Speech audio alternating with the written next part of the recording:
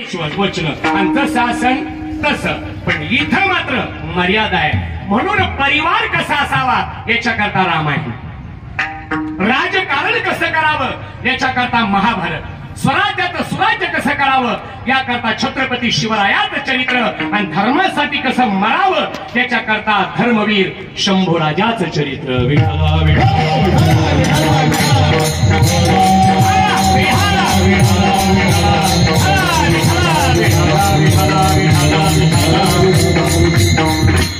तुम्हाला पटणार नाही पण तरुणांना सांगतो, छत्रपती शिवाजी महाराजांची तुलना चारित्र्याच्या बाबतीत मर्यादा पुरुषोत्तम भगवान रामचंद्रजीच्या बरोबर केलेली आहे. इतके शिवाजी महाराज मोठे आहे. चारित्र्य महत्वाचं आहे ना. चारित्र्याच्या बाबतीत छत्रपतीची तुलना रामचंद्रजी बरोबर केली, हे सामान्य नाही. लक्षामध्ये घ्या.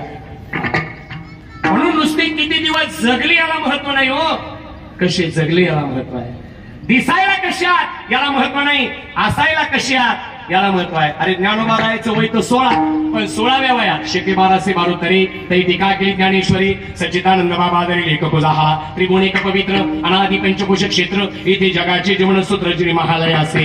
नेवाशाला पैस खांबाला टिकून माऊलीनं ज्ञानेश्वरी सांगितली. सच्चिदानंद बाबानं ती लिहिली. सच्चिदानंद बाबा कोण? मृत झालेली 80 वर्षाची व्यक्ती. तिरडीवर बांधलं, निघाले स्मशानभूमीत. सगळी रडत होती. माऊली आणि 4 भावंड निवाशाला म्हणे हे काय प्रकार आहे?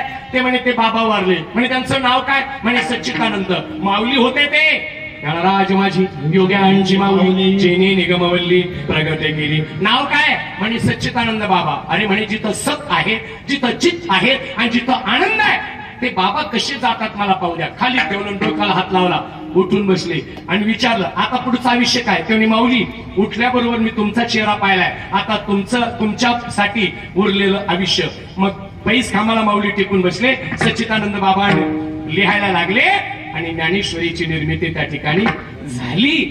लक्षात घ्या. पण मला सांगायचं कारण जगात मंदिरासाठी खांब आहे.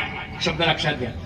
जगामध्ये मंदिरासाठी खांब आहेत, पण नेवाशाचं वैशिष्ट्य आहे तिथे खांबा करता मंदिर आहे. खांबा करता मंदिर आहे. तो खांब सामान्य नाही. पण मला सांगायचं 16व्या वयात ज्ञानेश्वरीची निर्मिती आणि 22व्या वर्षी आळंदीला नुसती समाधी नाही, पुढचा शब्द पहिला महत्वाचा आहे, संजीवन समाधी. समाधी संजीवन समाधी